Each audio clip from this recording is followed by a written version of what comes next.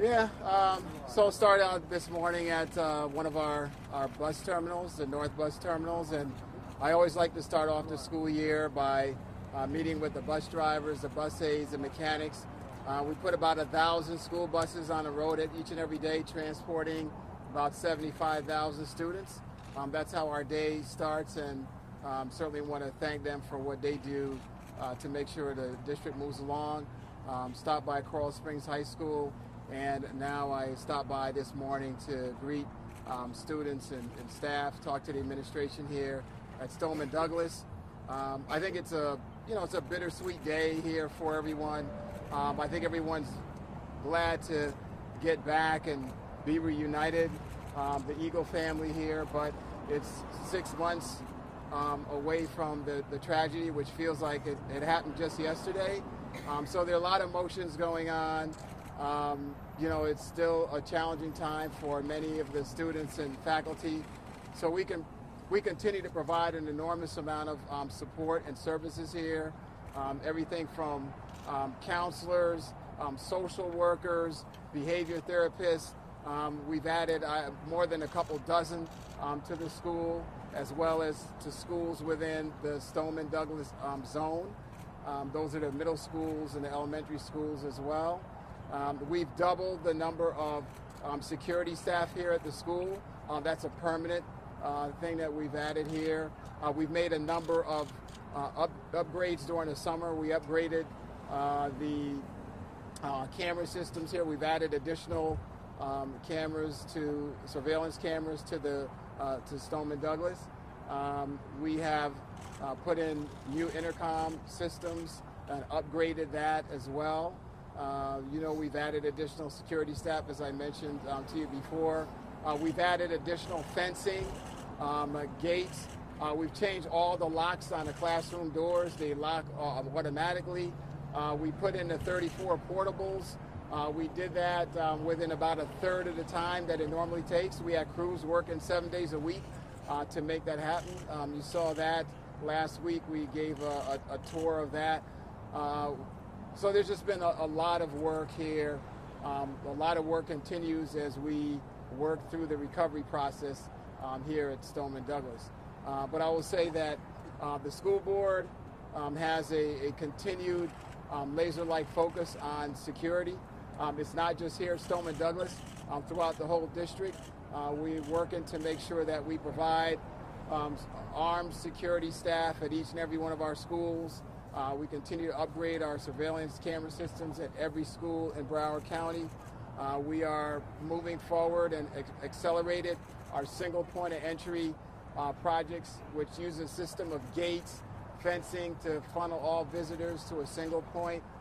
We're doing these things across all our schools in Broward, and we've engaged an international risk assessment company that specializes in school districts. It's something that's rarely done at this stage, but we've taken that step. We had a long conversation at the school board workshop yesterday. They provided some really valuable information, but we have the benefit of having their guidance as we figure out how we prioritize the projects, the investments, and initiatives that we're going to make. Finally, I would say that no matter what you do, no matter what security measures that you put in place, the biggest thing you can do is to make sure that we have discipline around how we enforce protocols at the schools. Making sure when the gates are open that they're manned. Gates are locked at all times when school's in session. If they're open, there needs to be somebody at the gate. Making sure that everybody's wearing IDs and badges and they're clearly identified. All these things are things that we need to make sure that are being done diligently. Our code red drills, active assailant drills, we'll be doing those more often, at least once a month across every school in Broward County. At Stoneman Douglas, just given the tragedy that occurred here, we will give our families and students at least a day notice of when we're actually going to do those drills. And of course, we have staff on hand to be able to deal with the students. We've set up 2 wellness centers here. Those wellness centers are staffed by clinicians and other supports for students. We've also created a space for kids to go to be able to get some time away if they actually need it. We've assigned what I call a victims advocate. We've assigned staff to families as well. We continue to do that, and we've even brought back therapy dogs at the school, which were something that the students were very much in favor of and said they'd like to have again. So we have those in place at the school also. Give us an update on the Armed Guardian, Runcie. So the Armed Guardian program is definitely a work in progress. As you know, when we got into this process, we began to realize that our goal of just utilizing trained law enforcement people as school resource officers had some challenges. When we recognized in Broward County, I believe there are over 300 vacancies alone in law enforcement agencies. So the school board had to move to the Armed Guardian program. We had our first cohort go through. I believe there's somewhere around 10 or so individuals in that. The second cohort has actually started. There's about 30 people in the next round of folks. We'll be doing 3 or 4 cohorts to get them ready. Until then, we are continuing to partner with our local municipalities, trying to leverage their law enforcement personnel. Some of them will have to pay overtime. Some will have to do extra duty detail.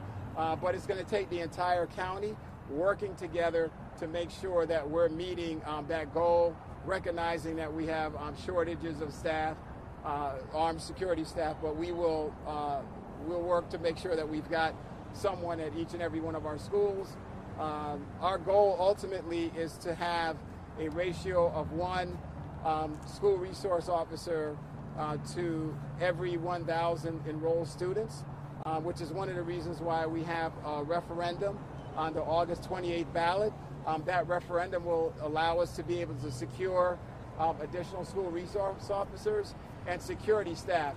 Additional security staff includes security specialists and campus monitors. They aren't armed individuals as security specialists and campus monitors, but they help manage the security environment at the school. So that's on our August 28th ballot, and we're hoping to get support from our community so we can get those resources to fund it. To answer one more question, what is the significance of the locker and how many other schools? Okay, so what we have here and at our, so let me say before we got to February 14th, every high school, every middle school, and the vast majority of our elementary schools in Broward County were covered. Our high schools typically have 1 or 2. Here we have, I will say this, we have multiple armed school resource officers at Stoneman Douglas. We have, again, doubled the number of security staff, in addition to the school resource officers, but security specialists and campus monitors. I don't want to disclose the number, just as I don't want to tell you how many cameras we have in the school, but I will tell you it is significantly enhanced beyond where it was before. How much did We only have time for one more question.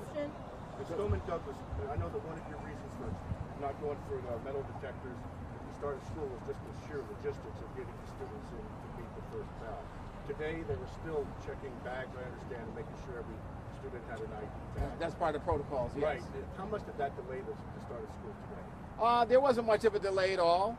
Being able to check and enforce the protocols we have, it creates some inconvenience, but it hasn't had a big impact such that the schedule is thrown off. So we're okay in terms of executing the protocols that we've had without it seriously impacting the schedule. If you had to give a percentage of what chance of metal detectors here that help cause this? I'm sorry, what's that? Have there been any changes to the lenient punishment and disciplinary process that help contribute to what happens?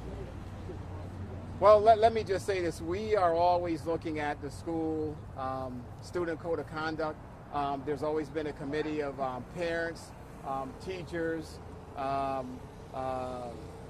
collective bargaining units, actually even students on it that have actually been involved in that. So we're making revisions to it, but I wouldn't point to the piece and say that this narrative about leniency relative to our discipline programs, the facts and the data don't actually support that.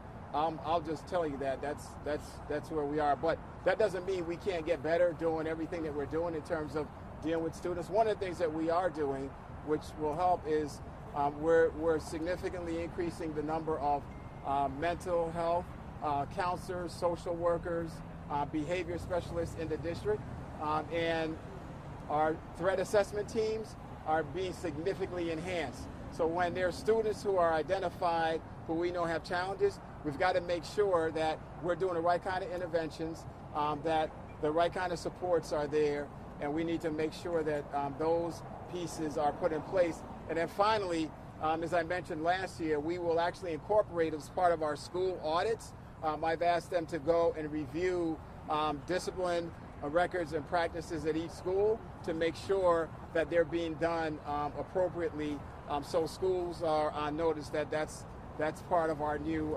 approach as we go into the school year. Mr. Superintendent, some are asking why wasn't the school prepared with why didn't they know about the shortfall of the armed officers until yesterday? There was so much planning that went into this day. Why yeah, there was a lot of planning. That was part of our planning. So we got plan A, B, C, and D. And so if we can't, our number one desire is to have a school resource officer in every single school.